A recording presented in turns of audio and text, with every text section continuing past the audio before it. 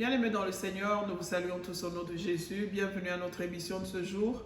Nous continuons notre émission en s'exhortant, en demandant la grâce de Dieu sur chaque couple qui nous suit en ce moment, sur chaque personne qui écoute la parole de Dieu. Et que la grâce de Dieu soit toujours avec nous pendant ce temps difficile qui continue à tourmenter le monde. Pendant cette pandémie, que la grâce de Dieu soit avec chacun de nous, que la paix de Dieu soit avec chacun de nous, que nous nous reconfortions en Jésus-Christ, que nous ayons notre refuge en son nom, parce que c'est le seul nom qui fait trembler les démons, c'est le seul nom qui chasse les maladies, c'est le seul nom devant qui tout genou fléchit, tous nos problèmes fléchissent devant le nom de Jésus, tous nos soucis fléchissent devant le nom de Jésus, tout ce qui est du monde des ténèbres fléchit devant le nom de Jésus. Il n'y a aucun pouvoir qui tient devant la puissance de notre Seigneur Jésus. Il n'y a aucune puissance qui peut s'égaler à sa puissance parce qu'il est éternellement puissant. Il est un Dieu redoutable, un Dieu fort, un invincible Seigneur. Alors que tout ce que nous avons comme souci, comme peine, comme inquiétude, que nous allions les déposer au bas de sa croix en ce moment et que lui qui a fait des cieux son trône et qui a fait de cette terre son marchepied, qu'il écrase tout ce que l'ennemi met au-devant de nous pour que nous, notre chemin soit frayé comme il l'a prévu. Il a un plan merveilleux pour notre vie, un plan de bonheur et non de malheur. Il est celui qui soutient nos vies, il soutient nos familles, il soutient nos enfants, qu'il nous accompagne désormais. Et voilà pourquoi nous nous exhortons chaque dimanche pour rester réveillés spirituellement et rester focus sur notre Seigneur qui sait délivrer nos vies et délivrer nos familles de la main de l'ennemi. Que Dieu nous bénisse tous en ce moment. Merci encore de nous suivre nombreux et je vais sans tarder passer la parole au pasteur. Amen. Bien-aimés dans le Seigneur, que la paix de Jésus soit dans vos maisons, surtout en ce temps où nous tous, nous posons beaucoup de questions par rapport à la pandémie qui venait de frapper le monde entier. Et nous sommes toujours là-dedans parce que ce n'est pas encore éradiqué ou fini. Et nous protégeons, nous prenons toutes les mesures qui nous sont données pour rester en bonne santé et ne pas attraper la maladie. Mais au-dessus de cela et par-dessus tout, je veux dire que nous devons plus nous réfugier dans le Seigneur. Nous devons prier. Il est celui qui nous protège. Il est le secours qui ne manque jamais dans la détresse, comme la Bible nous dit. Notre Dieu est un appui et un refuge. Et le secours qui ne manque jamais dans la détresse. C'est pourquoi nous sommes sans crainte, même quand la terre est bouleversée et que les montagnes chancellent au cœur de mer. Le monde entier est bouleversé, mais nous, enfants de Dieu, nous sommes sans crainte parce que nous avons un refuge qui nous dit que celui qui demeure sous l'abri du Très-Haut repose à l'ombre du Tout-Puissant. 1000 tombent à notre côté, 10 000 à notre droite, nous ne serons pas atteints. Mais nous faisons ce que nous devons faire, nous nous protégeons. Donc voilà. Alors là, aujourd'hui, nous n'avons pas de sujet spécifique, mais nous allons essayer de poser quelques questions par rapport à une situation qui... depuis que nous avions commencé ces émissions, nous qui vivons en particulier ici, aujourd'hui nous allons plus parler d'une situation qui arrive ici aux États-Unis, en Europe et au Canada. Évidemment, ceux qui nous suivent, qui sont au pays, qui peuvent aussi apprendre de la situation qui arrive, il s'agit bien du divorce. Nous avons remarqué que beaucoup de couples arrivent, dès qu'ils arrivent aux États-Unis, après une année ou plus, après quelques mois, ou en Europe ou au Canada, après quelques mois ou même une année, ils se séparent. Alors on arrive, on en a parlé plusieurs fois. Nous avions fait beaucoup d'émissions là-dessus, mais aujourd'hui, je souffrais qu'on puisse y revenir parce que nous parlons avec les couples en tant que pasteur. Nous n'allons citer personne, nous n'allons parler de personne, mais nous allons seulement attaquer le problème et parler de ce problème en général. Nous allons tout faire pour ne pas éviter, pour éviter de citer qui que ce soit, mais c'est un constat qui est réel. Les couples, quand ils arrivent ici, ils se séparent. Alors, nous avons beaucoup de questions à répondre là-dessus en essayant de vous exhorter, à la lumière de la parole de Dieu, apportant des applications pratiques à la parole de Dieu en ce qui concerne le mariage. Mais d'abord, laissez-moi vous exhorter aujourd'hui, c'est ce qu'on a partagé à l'Église, c'est que Dieu a permis que cette pandémie frappe le monde entier pour que chacun se retire un peu, s'examine, pour que chacun regarde un peu à la grandeur de Dieu par rapport à ce qui vient. Pareille chose n'est jamais arrivée. Ça frappait le monde entier. Cela doit nous pousser à poser. Et la parole de Dieu nous dit, arrêtez, sachez que je suis Dieu. Je domine sur les nations, je domine sur les peuples. Donc un temps pour nous de nous retirer, de nous réfugier dans le Seigneur, d'accepter que le Seigneur nous abrite pour un temps, pour que quand nous allons sortir de cette pandémie, surtout en tant qu'enfants de Dieu, nous serons forts et meilleurs à la mesure de la stature parfaite de Christ. Par conséquent, nos couples seront meilleurs. Nous pensons qu'en ce temps ici, d'ailleurs, ce qui est très bien pour les couples, beaucoup de gens étaient à la maison, ne pouvaient même pas sortir, si ce n'est que pour le strict minimum, c'est-à-dire aller acheter de quoi manger et de quoi vivre. Les gens étaient à la maison, c'est-à-dire que les couples ont eu le temps de rester ensemble. Si dans le passé, nous nous plaignons que voilà, les couples ne se retrouvent même pas. Et nous avions même conseillé que l'une des choses que les couples doivent faire, c'est passer plus de temps ensemble. Mais hélas, ce pays ne nous ont pas permis cela. Le papa travaille le matin, quand il revient le soir, la maman, elle va, quand il revient, le papa... Voilà, les gens se retrouvaient peut-être 2 jours par semaine où ils pouvaient s'asseoir et parler. Ce qui n'était déjà pas bon pour le mariage. Mais Dieu a permis que les gens rentrent, travaillent de la maison. Évidemment, je mets à côté le fait, par exemple, du stress que pour ceux qui ont perdu le travail. Mais en général, nous avions passé plus de 3 mois, bien que maintenant, timidement, les choses reviennent à la normale. Plus de 3 mois, 4 mois ensemble à la maison. Mais qu'est-ce que nous voyons? Il y a plus eu d'irritation qu'il y a eu des gens les relations qui se sont solidifiées. Alors, nous nous posons beaucoup de questions. Qu'est-ce qui se passe? Qu'est-ce qui fait que les couples, quand ils arrivent ici, ils se séparent? Peut-être même pas pour raison d'adultère, mais vous entendez des discussions quand on nous appelle, pasteur, essayez de nous aider. Je n'en peux plus, je dois partir. La femme qui dit non, moi je dois partir.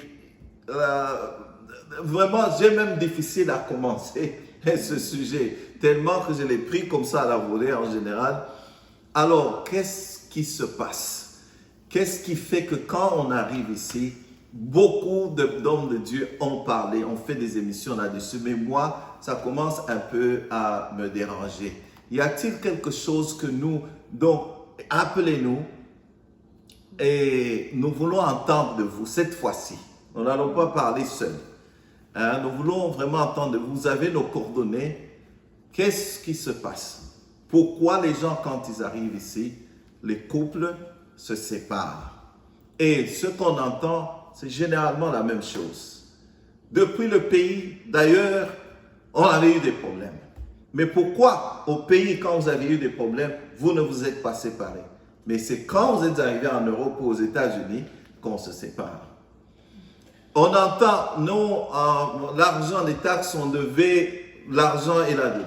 Évidemment, l'argent est aussi une raison. On entend le problème de communication surtout. Voilà, il est têtu, elle est têtue. On entend plusieurs choses. C'est pour ça que c'est un peu difficile pour moi ce matin de pouvoir aborder ce sujet. Mais j'ai voulu quand même qu'on le commence, que je lance la balle dans votre camp. Appelez-nous et essayons d'en parler. Chaque fois que vous allez poser des questions ou que vous allez intervenir, nous pouvons revenir sur ce plateau et en parler. Amen. Amen. Amen. Comme le pasteur vient de dire, vous avez nos coordonnées, vous pouvez appeler à ces numéros-là. Vous pouvez trouver le pasteur sur Facebook, pasteur Pierre-Michel Kabea. Vous pouvez nous suivre aussi sur YouTube où nous mettons beaucoup de nos émissions. Alors, vraiment, que Dieu nous aide. C'est vraiment un cas très, très, très, très, très dérangeant, très emmerdant. C'est très délicat. Comme le pasteur dit, c'est un peu, c'est quelque chose qui il y va de la vie de chacun. De chacun. Alors moi, personnellement, je peux introduire pour répondre au pasteur, on peut commencer par répondre. Je pense que je commence à me dire que dans notre culture, c'est comme si on n'a pas été éduqué à aimer. Parce que quand on parle de mariage, on parle d'amour. Quand les gens se sont aimés sincèrement, il faut vraiment qu'il y ait quelque chose de supernaturel pour arriver à diviser ces gens-là. Il faut qu'il y ait un problème spirituel très, très, très profond pour que ces gens arrivent à se séparer malgré qu'ils s'aiment. Et ils vont aller chacun avec l'amour dans le cœur, mais ils ne sauront plus vivre ensemble. Mais quand les cas se répètent comme ça, où chaque fois que nous sortons de notre pays et que nous allons dans un pays étranger, nous sommes forcés à divorcer, à se séparer, sans regarder à l'avenir des enfants, sans regarder à ce que ça peut amener comme dégâts. Il y a quelque chose qui se passe. Ou, à l'origine, il n'y avait pas sincèrement de l'amour. Ou, à l'origine, on n'a pas pensé à l'intérêt de l'autre, on pensait seulement à son intérêt. C'est l'origine de chaque chose qui détermine où va la chose. Les racines qui ont été mises au début, est-ce que c'était des racines amoureuses ou c'était des racines Yakatovan? Viens qu'on habite ensemble. Qu'on soit copains, mais comme la famille ne veut pas qu'on soit copains, présentons-nous quand même, allons quand même à la zone, faisons quand même un mariage, mais en fait, en moi, je ne suis pas prêt à laisser tout ce qui m'est personnel à toi qui entre dans ma vie. Et toi aussi, ne me laisse pas tout ce qui t'est privé, personnel. Mais vivons comme deux copains-copines où on flirte et puis tu rentres chez toi. On se retrouve au lit et puis quand on finit ce qu'on fait au lit là, tu restes dans ton coin, moi je reste dans mon coin. Tu gardes tes caractères, je garde les miens. On a un mur entre nous qu'on grimpe quand on veut faire le sexe et puis on redescend. Il y a un mur entre nous. Je crois qu'il y avait un pasteur qui avait même prêché dessus, il disait qu'il y a une porte fermée entre nous, toi et moi là. Il y a une porte fermée qu'on ouvre quand on a envie sexuellement. Et puis quand le sexe est fini, on ferme cette porte-là. Alors, moi, je pense que c'est l'origine. Est-ce que les gens se sont sincèrement aimés? Parce que quand tu as aimé quelqu'un, tu sais que la personne vient avec ses différences. La personne vient avec ses problèmes. La personne a son caractère que tu as vu quand vous étiez fiancés, mais que tu as accepté. Parce que tu t'es dit, ok, ça c'est un moindre mal, je peux deal avec. C'est ça le mariage. Mais quand on arrive au point où, parce qu'on est dans un pays où la technologie nous a tout permis, parce qu'on est dans un pays où je peux aussi hausser le ton, on est dans un pays où je peux aussi dire ce que je pense, je pensais tout bas, que je ne savais pas dire, que maintenant je peux dire, la solution c'est devenir sauvage, au point à pousser l'autre d'accepter de divorcer. Alors là, je vois qu'il y a beaucoup de choses que nous allons aborder. Est-ce les pressions de ces pays ici qui font que les gens éclatent? Est-ce la culture de ces pays qui font que, venant ici, hommes et femmes réalisent ce qu'ils ont comme droit? Et par exemple, juste pour épingler l'exemple des femmes qui arrivent ici, réalisent que bon, qu'ils ont des droits, qu'ils peuvent hausser le ton et parler. Et il y a la justice qui est souvent en leur faveur. Je peux même le traîner à la justice. Je peux obtenir des mesures d'égarement. On découvre tout cela. Et même plus, elle peut travailler et produire, devenir aussi quelqu'un qui produit l'argent dans la maison. Chez nous aussi, la plupart des femmes travaillent.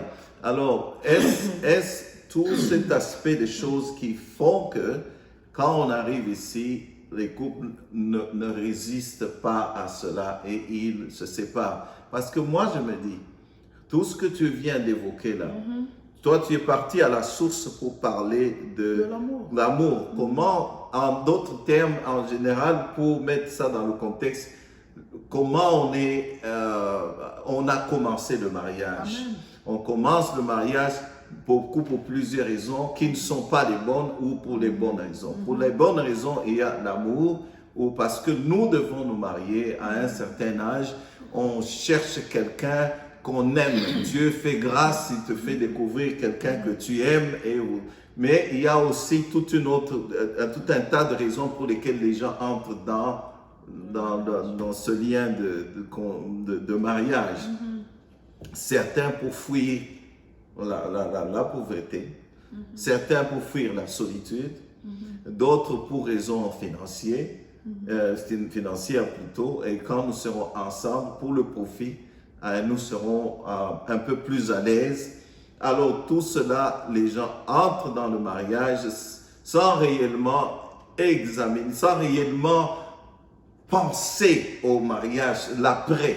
Parce que là, on est pressé de se retrouver. Et d'autres, même, c'était juste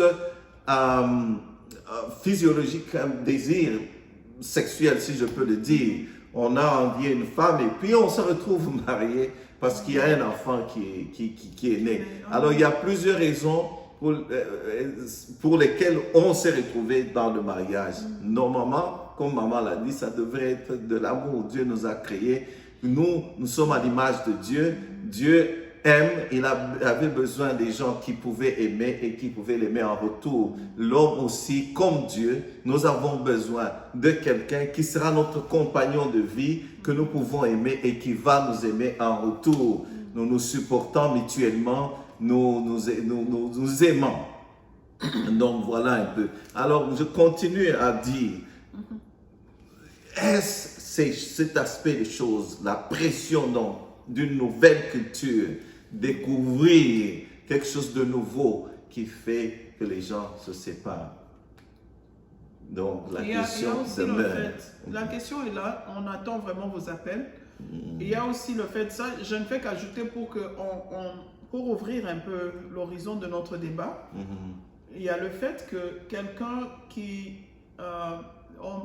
prenons un exemple, on vit dans un village ou on vit quelque part où tout le monde agit de la même façon envers les femmes et envers les hommes, envers les enfants.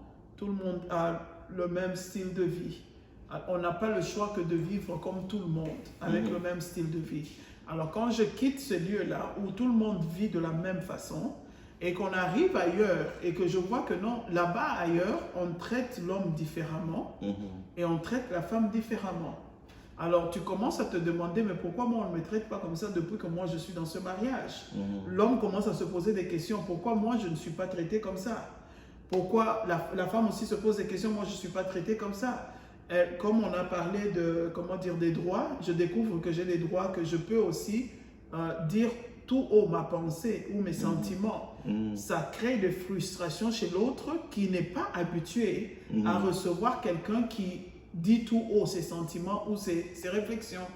Alors ça aussi, ça peut être la base de beaucoup de problèmes. Et quand les gens sont tellement frustrés, c'est quand ils décident de divorcer. Quand il y a beaucoup de frustration, parce que le mariage est fait pour vivre en paix, pas pour être tout le temps frustré. Je sais qu'il y a des épreuves, mais quand les épreuves viennent de dehors, que ça ne vient pas de vous, ces épreuves sont faciles à supporter. Vous vous battez ensemble contre ces épreuves qui viennent de dehors. Voilà. Les épreuves financières, les épreuves, de tout ce qui est matériel et physique, ça vient de dehors. Mais quand ces épreuves viennent de notre notre être intérieur, quand c'est nous qui sommes la base de ces épreuves-là, ça commence à faire résonner le conjoint ou la conjointe. Ça pousse le conjoint, la conjointe à revoir maintenant sa décision. Est-ce que j'avais pris une bonne décision? Est-ce que je suis dans le bon? Parce que je ne vois pas quelqu'un accepter aussi de vivre malheureux ou malheureuse le restant de sa vie. Le restant de sa vie. La personne va prendre une décision. Donc tout ça, ça joue. Je pense, je vous donne des idées pour qu'on arrive un peu à trouver une réponse qui peut aider tout le monde. Quand quelqu'un se trouve dans ce cas-là, qu'il raisonne et dire, ok, est-ce que c'est bon de divorcer? Est-ce que ça m'aide? Ça m'avance quelque part en divorçant? Et aujourd'hui, nous en parlons. Vous avez vu vraiment ma difficulté. Nous n'avons même rien préparé. Nous en parlons pour que les couples nous écoutent. Notre objectif, c'est d'être là, de mettre à votre disposition ces exhortations de la part de notre Dieu pour éviter ces divorces. Parce que ça cause beaucoup de peine, beaucoup de mal, surtout chez les enfants. Alors, c'est comme si les couples ne savent pas où aller. Dans nos églises, nous réveiller. Ça, c'est la première chose. Deuxième chose, réveiller un peu aussi les églises pour ne pas seulement nous précipiter. Évidemment, je vois beaucoup de conférences sur le mariage. Je suis en train de me poser des questions. Toutes ces conférences-là, malgré cela, on enregistre toujours plus de divorces. Alors, de ne pas nous précipiter toujours à présenter les conférences qui n'auront d'autres, peut-être, objectifs que peut-être l'évangélisation ou de faire seulement un event et où beaucoup de gens viendront, beaucoup de gens vont donner un peu plus d'argent que d'habitude pour garder le ministère, mais que ce soit vraiment bien préparé et même régulier, si je peux recommander cela, pour que des couples viennent réellement trouver solution à leurs problèmes et qu'on puisse commencer à enregistrer de moins en moins de divorces. C'est pour ça que nous en parlons. Oui, en tout cas, si vous suivez cette émission, vous connaissez quelqu'un qui est dans ce cas-là, demandez-lui de suivre ces émissions. Il y en a beaucoup, il n'y a pas que nous. J'avais parlé une fois avec un frère qui m'a dit, en tout cas, j'ai suivi votre émission, mais je voudrais, je fais un effort pour arriver évidemment, on ne s'entend pas, il parlait de sa femme, pour qu'elle puisse aussi avoir la chance d'écouter. Parce que si je lui parle, comme on ne s'entend pas, ça sera toujours vraiment, ça sera chaud, quoi. Alors, si vous connaissez quelqu'un dans ce cas, appelez-le et donnez-lui les coordonnées, qu'il suive les émissions. Nous voulons vraiment ne plus voir ces cas se répéter. Et il y en a beaucoup, oui. Bon, il y a aussi le fait que la personne s'engage dans le mariage, mais elle veut rester la même. On entre dans le mariage pour embrasser un caractère qui n'est pas le mien, pour accepter de marcher ensemble avec ce caractère-là, de sorte à ce que nous limons chacun de son côté, on laisse tomber ce qui était personnel et on embrasse ce qui est ensemble, ce qui est joint, ce qui est marié. Alors, ça aussi c'est un fait. Quand on veut arriver au point où on comprend que quand on s'engage dans le mariage, on n'est plus la petite célibataire ou le petit célibataire qui était seul. On s'engage pour mûrir. C'est des étapes que Dieu a créées dans la vie de quelqu'un. Tu étais enfant, tu as grandi, tu es allé à l'école, tu as rencontré des amis, tu as rencontré ton fiancé, ta fiancée, vous vous êtes mariés. C'est des étapes de la vie qui sont des étapes que Dieu lui-même a établies. Alors quand tu suis ces étapes-là, quelque part, tu es en train de mûrir. Alors on ne veut pas mûrir quelque part, mais on veut rester enfant tout en étant marié. On veut rester célibataire, mais tout en étant marié. On veut agir comme on n'est pas... Marié, ça veut dire tout ensemble. On devient un. Voilà. Mais nous, on veut se marier, mais rester séparés. Comme tu avais donné dans une de nos émissions, voilà. Tu as donné un exemple où nous faisons un couple qui disait nous faisons tout pour être ensemble. Pour défendre notre union, pour vraiment garder notre amour. Nous avons des comptes séparés, nous dormons sur un lit séparé, une chambre séparée, mais nous faisons tout pour être unis, pour être ensemble. Ça, c'est ne vraiment pas comprendre ce qu'on appelle être ensemble. Alors, ça aussi, c'est un fait.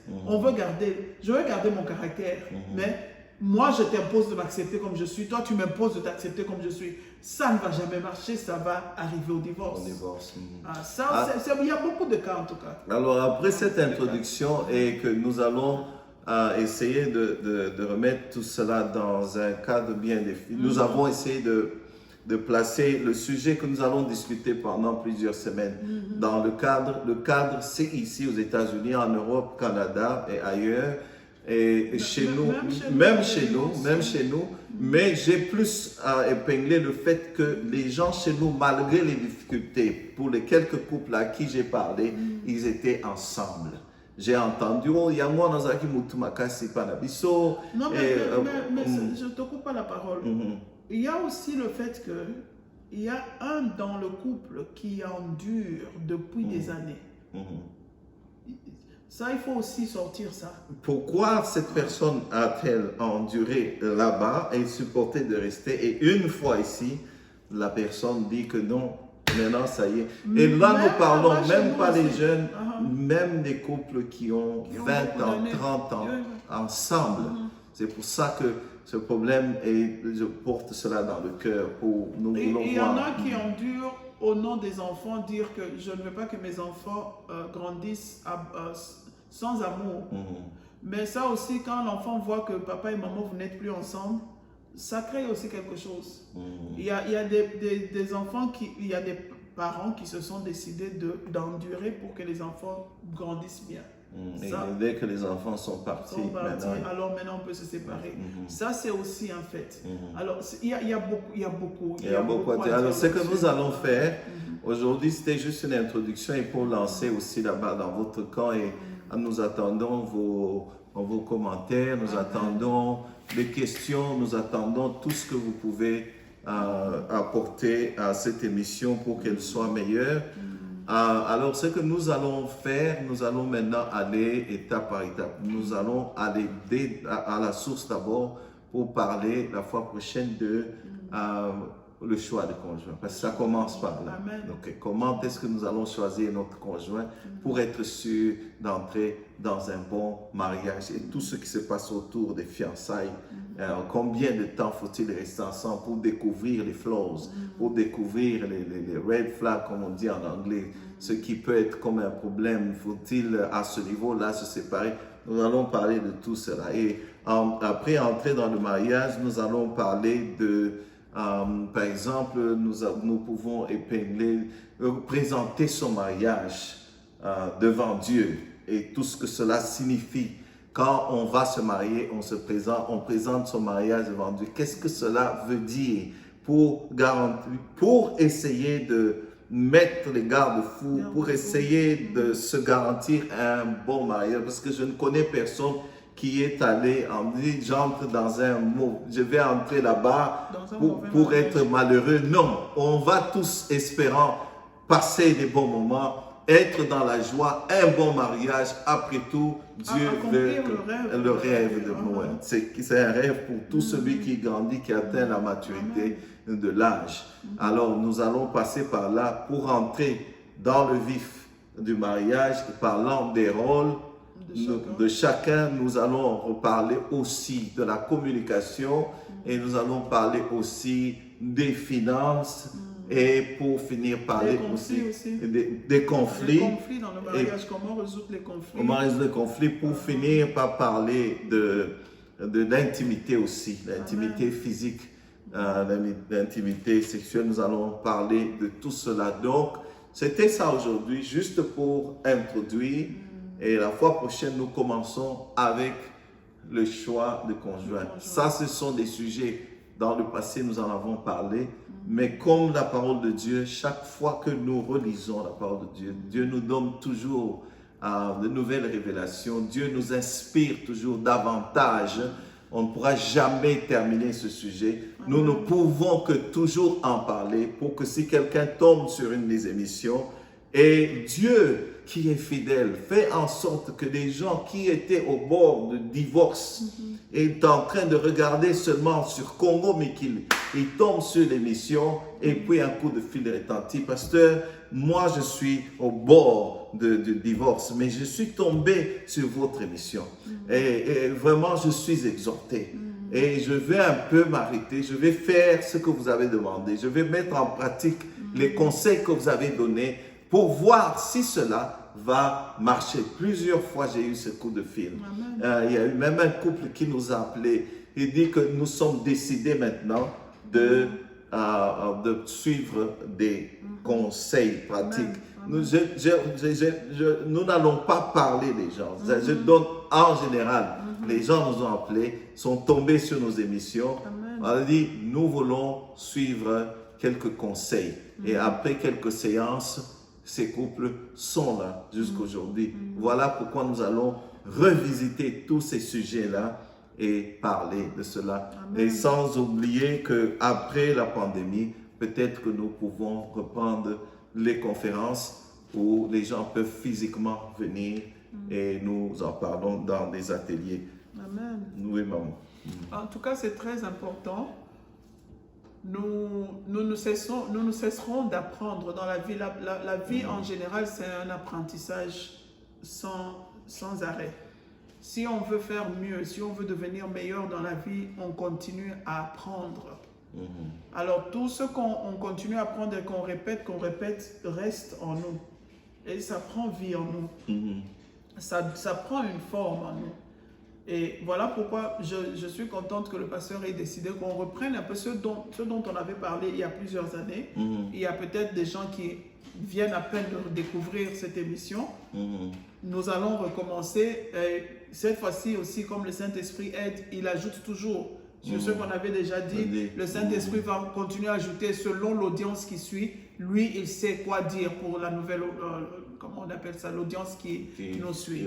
Alors, vraiment, que Dieu vous aide à ne pas être timide, à vraiment nous appeler, parce que pas seulement pour parler de vous, mais pour aussi nous donner des idées, pour poser les questions qui peuvent aussi, parce que nous pouvons nous limiter à la Bible, mais vous pouvez parler des cas que vous avez connus autour de vous, vous pouvez nous poser des questions qui vont vraiment nous aider à élaborer et vraiment tout le monde sera servi.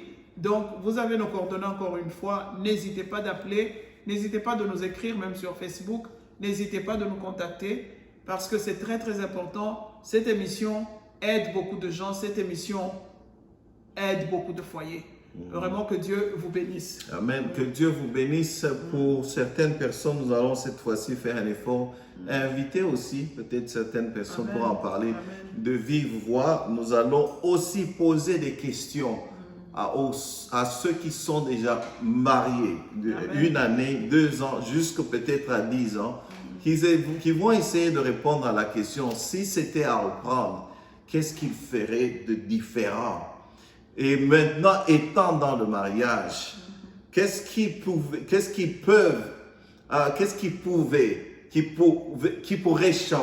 pourraient changer si c'était à reprendre, à revivre, à reprendre maintenant qu'ils sont dans le mariage? Quelles sont les erreurs qu'eux ils pensent qu'ils ont commis au début, qui vont faire en sorte que le mariage soit différent de ce qu'il est maintenant? De cette manière, nous allons essayer de toucher à tous les sujets, parce que là, vous posez des questions aux gens qui ont vécu et ceux qui vont accepter, bien sûr. Nous n'allons pas forcer. Nous poserons des questions aux gens qui vont parler de ce qu'ils ont vécu, ce qu'ils connaissent et ce qu'ils pouvaient faire de différent au début. Et là, ça peut nous aider, nous donner de la matière. Tout cela à la lumière de ce que Dieu dit sur le mariage. Amen. Et ça peut aider les couples à rester ensemble. C'est à cela que Dieu nous a appelés, selon la parole de Dieu. Dieu hait la répudiation. Que Dieu vous bénisse. Et moi, pour continuer, je vais vous laisser avec le verset dans 1 Pierre 3. Tout ce que je retiens que Pierre avait dit, Pierre est le disciple qui a été avec Jésus, qui a reçu beaucoup d'enseignements de la part du Seigneur Jésus, le seul qu'on a vu sortir de la pêche des poissons, d'une vie très basse et devenir le plus grand. Il a commencé à être grand dans ce monde et aujourd'hui il est parmi les grands dans le ciel, dans le royaume de Dieu. Alors Pierre a donné un conseil. Il a dit, femmes, soyez soumises. Et il a dit, Marie, aimez vos femmes. Pierre est clair là-dessus. Quand nous lisons dans 1 Pierre 3, femmes, soyez soumises de même, femmes, soyez de même soumises à vos maris, afin que si quelqu'un n'obéisse point à la parole, il soit gagné sans parole par la conduite de leur femme. C'est ça, la soumission par notre conduite. Et quand nous continuons, je m'excuse, quand nous continuons au verset 7, il dit, Marie, montrez à votre tour de la sagesse dans vos rapports avec vos femmes, comme avec un sexe plus faible, honorez-les comme devant aussi hériter avec vous de la grâce de la vie.